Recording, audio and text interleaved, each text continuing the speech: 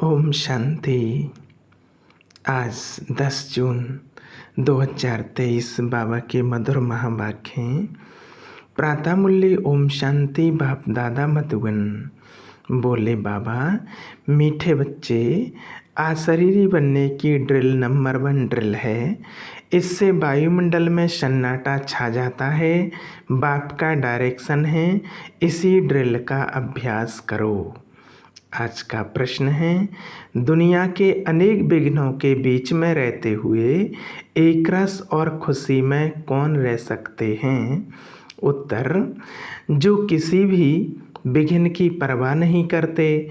तुम्हारे दुश्मन तो अनेक हैं, विघ्न डालेंगे, कलंक लगाएंगे, गाली देंगे, लेकिन याद रहे कि कलंक लगाने से ही तुम कलंकीधर बनते हो।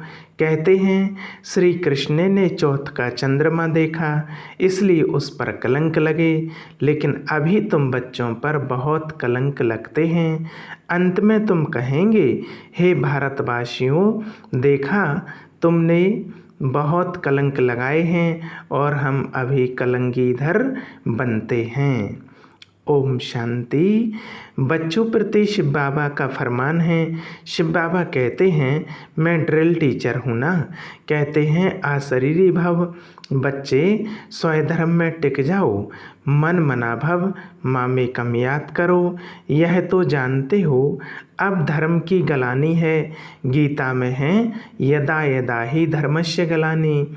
यह श्लोक जन्म जन्मांतर हम गाते आए हैं। जब से भक्ति मार्ग शुरू हुआ, गीता का पाठ करते आए हैं, शिव बाबा की पूजा करते आए हैं। वही शिव बाबा अब कहते हैं, मामे कम याद करो। तुम पर फिर माया का परछाया पड़ गया। अब मैं आया हूँ माया पर जीत पहनाने के लिए, इसलिए मन मना भव, क्योंकि तुमको वापस जाना है मेरे परम धाम में। अगर श्री कृष्ण होता तो कहते मध्याजी भव। श्री कृष्ण को कृष्णपुरी में याद करो। ज्ञान का दाता कोई श्री कृष्ण नहीं है, वह तो है शिव। शिव की ही पूजा होती है, उनको परमात्मा कहा जाता है। तो हम आत्माओं को वहाँ जाना है, इसलिए बाबा ड्रिल सिखलाते हैं। यह है नंबर 1 ड्रिल, मन मना भव, अशरीरी भव। तुम सब ब्राह्मण उनको याद करेंगे। अगर कोई शूद्र यहाँ और कोई ख्यालात में बैठा होगा तो वायुमंडल को खराब कर देगा। उस एक को जब सभी याद करेंगे तो सन्नाटा छा जाएगा। जैसे कोई मरता है तो सन्नाटा हो जाता है। आत्मा के अशरीरी होने का प्रभाव पड़ता है। तो अब बाबा कहते हैं, तुम सब आत्माओं को वापस ले जाऊंगा। काल तो एक आत्मा को ले जाता है, मैं तो कालों का काल हूँ। मैं सबको लेने आया हूँ। मैं आता हूँ साधारण ब्रह्मा तन में। मैं मनुष्य सृष्टि का बीज रूप चेतन हूँ। मैंने ही गीता सुनाई थी। देखो तुम्हारे पर अब कलश रखा है ना। श्री कृष्ण की गोपिकाओं को भी कलश दिखाते हैं। कहते हैं श्री कृष्ण ने मटकी तोड़ी। अब वह मटकी काहे की? तुम्हारे सिर पर जो विकारों की मटकी है उनको तोड़ते हैं और ज्ञान अमृत का कलश देते हैं। बाकी सतयुग में थोड़ी ही कोई ऐसी बात हो सकती है। गोपियाँ तुम हो। गोपी वल्लभ की गोपियों पर जो जहर का कलश था वह फोड़ ज्ञान अमृत का कलश रखते हैं। तो इसमें बुद्धि बहुत अच्छी चाहिए, तब धारणा हो सकेगी। गोपियों का वल्लभ बाप तो है शिव बाबा। श्री कृष्ण को वल्लभ नहीं कह सकते हैं। लिखा है कि गोपियों को भगाया, अब बाप थोड़ी ही भगाएंगे। यह तो कायदा नहीं है। बाबा समझाते हैं, जब कोई महात्मा कहे कि शिवोहम, तो बोलो कि एक तरफ कहते हो महात्मा यानी महान आत्मा, फिर अपने को परमात्मा अथवा शिवोहम क्यों कहते हो? महान आत्मा तो पवित्र आत्मा ठहरे। यह राज्य समझाना है। इसको ज्ञान का धर्म युद्ध कहा जाता है। उन्हों के पास है शास्त्रों की मत और तुम्हारे पास है श्रीमत। बाप कहते हैं मैं आता ही हूँ तब जब राजयोग सिखलाना है। भारत के ऊपर ही यह सारा खेल है। हीरो हीरोइन का पार्ट भारतवासियों को मिला हुआ है। वास्तव में वंदे मातरम भी इन माताओं को कहा जाता है। वह लोग तो भूमि को मातरम कहते हैं। भूमि तो तत्व है, उनको थोड़ी माता कहा जा सकता है। इस धरनी में रहने वाली तुम माताएं हो, तुमको वंदे मातरम कहा जाता है। वह भूमि को वंदे मातरम कहते हैं तो भूत पूजा हो गई। अभी तुम बच्चे योग बल से अपनी बादशाही लेते हो, सब मेहनत करते रहते हैं पवित्र मन बादशाही लेने के लिए। जिस तरह साक्षात सर्वसमर्थ सर्वशक्तिवान है, उनकी ही जीत होनी है। परमात्मा की महिमा बिल्कुल अलग है। वह आकर ड्रिल सिखलाते हैं कि माँ में कम याद करो और सबको दुख देने वाले हैं। सभी दुश्मन बन बिघिन डालते हैं। यह कोई नई बात नहीं है। हमको कोई दुनिया की परवाह थोड़ी है। श्री कृष्ण के लिए कहते हैं चौथ का चंद्रमा देखा तब इतनी गाली खाई। कलंक जिन पर लगाते हैं वही फिर कलंगी धर बनेंगे। फिर अंत में कहेंगे अरे भारतवासियों, तुमने हमें कितनी गाली दी, देखो हम यह बन रहे हैं, राज्य भाग ले रहे हैं। लड़ाई के मैदान पर तो बहुत सहन करना पड़ता है, तो जो राज्य भाग देते हैं उन पर बलिहार जाना पड़ता है। यह शिव बाबा समझा रहे हैं। यह दादा अपने को भगवान नहीं समझते हैं, इसलिए शिव बाबा कहते हैं बच्चे यह तुम्हारा कल्प कल्प का पाठ है। तुम भी कहेंगे जब जब धर्म की गलानी होती है तब बाबा आते हैं। अब बाबा आया हुआ है और हम बाबा से वर्षा ले रहे हैं। निमंत्रण पत्र में भी लौकिक बाप के हाथ के वर्षे और पारलौकिक बाप के वर्षे वाली पॉइंट बहुत अच्छी लिखी हुई है। बेहद के बाप से ही बेहद का वर्षा मिलता है। लक्ष्मी नारायण को बेहद का वर्षा किसने दिया? बाबा ने। तो यह सब समझने की बातें हैं। हमारा यह सितम सहन करने का भी पाठ है। 21 जन्मों के लिए बादशाही मिलती है तो इसमें मेहनत करनी पड़ती है। गाया जाता है सन सोच फादर, स्टूडेंट सोच टीचर। अब तुम्हारा रियल पार्ट है, तुम समझा सकते हो। वही हमारा बाप टीचर सदगुरु है। वही मनुष्य सृष्टि का बीज रूप रचयिता है। सब जीव आत्माओं का बाप है। उनको सर्वव्यापी कैसे कहेंगे? बाप तो ऊपर रहने वाला है। तब तो दुख में उनको याद करते हैं। वह आते तब हैं जब धर्म गलानी होती है। बाबा कहते हैं हमारी जन्मभूमि भारत के रहवासी जब दुखी होते हैं तब मुझे आना पड़ता है।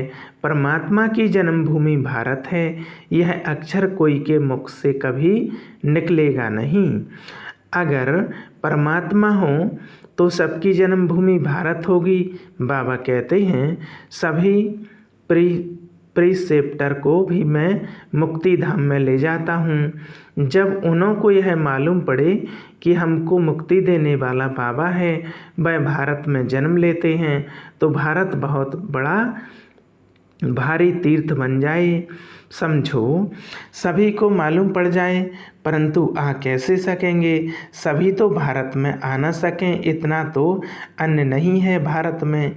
यह सुनकर बहुत बहुत खुश होंगे कि आहो हमारा बाबा जो इन गुरुओं आदि को भी मुक्ति देते हैं उनका जन्म भारत में होता है। पहचानेंगे तो नॉलेज से ना और क्या देखेंगे? ब्राह्मणों में जब किसकी सोल आती है तो उनके भी बोलने से पहचानते हैं ना।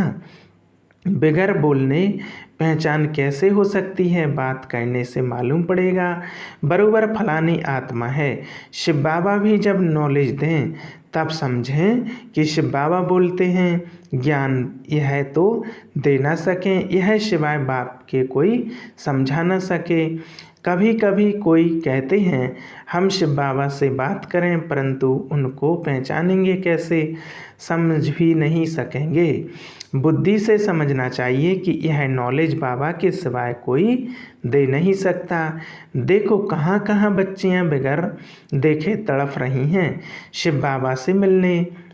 जरूर उनकी ताकत है जो खींचती है, कशिश होती है तो उनको सफ़ेद पोश का साक्षात्कार कराते हैं। इसलिए बाबा कभी हमारी ड्रेस बदलने नहीं देते हैं। तो उनकी नॉलेज से मालूम पड़ता है बहुतों को भिन्न भिन्न प्रकार के साक्षात्कार भी होते हैं, परंतु उनसे क्या फ़ायदा। तुम्हारा काम नॉलेज से है, यह नॉलेज कोई दे ना सके। तो यह सारा गुप्त पाठ हुआ। कहते हैं मैं आत्मा का रूप धारण कर इसमें प्रवेश हो जाता हूँ। तो यह नॉलेज इतनी बाबा ही देते हैं, हम थोड़ी ही जानते थे। बाबा देखो कितनी कमाल करते हैं। कहते हैं मुझे अपना वारिस बनाओ, मैं तुम्हारी इतनी सेवा करूँगा जो तुम्हारा बच्चा भी कभी नहीं कर सकेगा। मैं तुमको 21 जन्मों के लिए राज्य भाग्य दूँगा। फिर भी अगर बारिश ना बनावे तो तकदीर कहा जाता है। तुम बच्चियां जानती हो हम शिव बाबा से वर्षा लेने के लिए यहाँ आए हैं। शिव बाबा को और बैकुंठ को तुम सिवाय दिव्य दृष्टि के देख ना सको। ज्ञान तो बिल्कुल क्लियर मिल रहा है। हमको बाबा राजयोग सिखलाते हैं, ऊंचते ऊंच वर्षा है। बैकुंठ की बादशाही सो भी पढ़ाई से मिलती है, कोई भी राजयोग सिखला ना सके। हम नर से नारायण बनते हैं, यह राजयोग सिखलाते ही अंत में हैं। तब तो फिर से सतयुग में राजा रानी बनेंगे। यह मूसलों की लड़ाई प्रसिद्ध है। गीता से देवी देवता धर्म की स्थापना हुई। उस समय तो कोई धर्म था नहीं, वे सब कहाँ गए, विनाश हुआ। बिल्कुल सहज बात है। ट्रेन में तो तुम बच्चे बहुत सर्विस कर सकते हो, फिर भी प्रजा तो बन जाएगी। गाड़ी का डिब्बा भी तुम्हारी प्रजा बन जाएगी। बैठकर सुनेंगे तो उनको बहुत अच्छा लगेगा। लिटरेचर हाथ में होना चाहिए, साथ में लाडला श्री कृष्ण भी होना चाहिए। अच्छा, मीठे मीठे सिकलदे बच्चों प्रति माता पिता बाप दादा का याद प्यार और गुड मॉर्निंग। रूहानी बाप की रूहानी बच्चों को नमस्ते। हम रूहानी बच्चों की रूहानी बाप दादा को याद प्यार और गुड मॉर्निंग नमस्ते। शुक्रिया बाबा। धारणा के लिए मुख्य सार है।